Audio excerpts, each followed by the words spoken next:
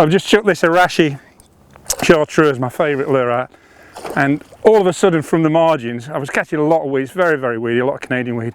See this big V coming towards it, and I've hooked it's not a massive pike, but it's certainly woke me up, and there you go. So I was using it in a way that you wouldn't probably normally use this lure, as much as I was kind of creeping it across the top and making it just jink around subsurface. It's almost like a surface lure, but just this is meant to dive to 2 or 3 meters.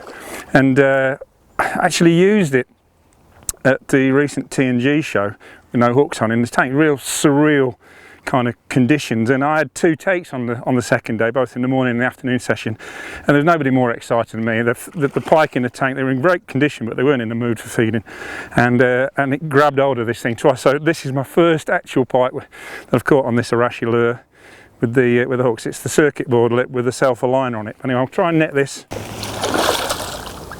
There it is.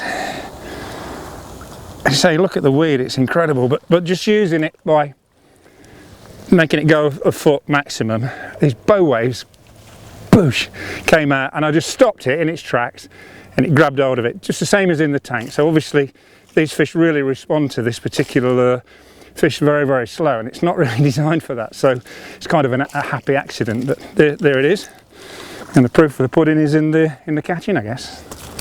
Well, as you can see, not huge, but it's not all about massive all the time when you're lure fishing. It's about getting strikes and bites and takes, and to see one come careering after it and all you do is just stop and clamp onto it is so exciting. And if you've never done it before, I can highly recommend it.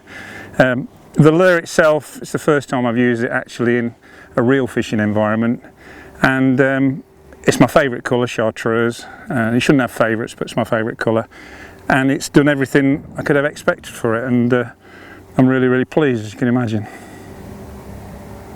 Okay, so here's the offending little critter. This is the Storm Arashi Deep, and it'll dive to 10 foot, as you can imagine, with that lip. It's called a circuit board lip because it's actually a circuit board kind of material that you use for computers and stuff. And it's got a self-aligning feature on it, which means when it hits the bottom, when you do actually use it for what it's supposed to be used for, it will hit the bottom and it will carry on planing straight rather than kiting off. And sometimes when a pike is a little bit lazy and it kites off too much, it just leaves it alone, so that's a nice feature. Obviously I'm with a couple of really nice trebles, mandatory wire trays fishing for pike. Onto the main line I'm using diameter 15 Super 8 slick or 832, it doesn't matter, both similar kind of lines. It breaks at about 20 pounds, so it's nice and strong. Onto the rod itself, this is one I've only just recently acquired. I'm a big fan of scimitars, I've already talked about those in previous clips. This is the Yasei Red, it's a new range, it's blood red, it's got some kind of cobwebs on it, it's got a really funky look.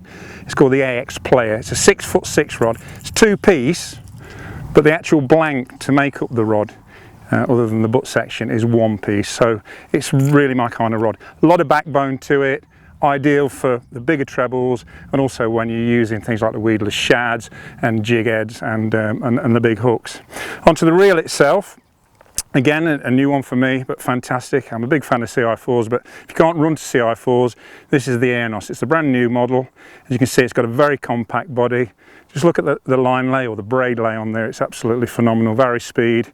It's very smooth, a lovely combination, not just aesthetically, but it's perfect setup. So for me, that's where you want to be if you are fishing crankbaits, jig heads, and any kind of diving plug.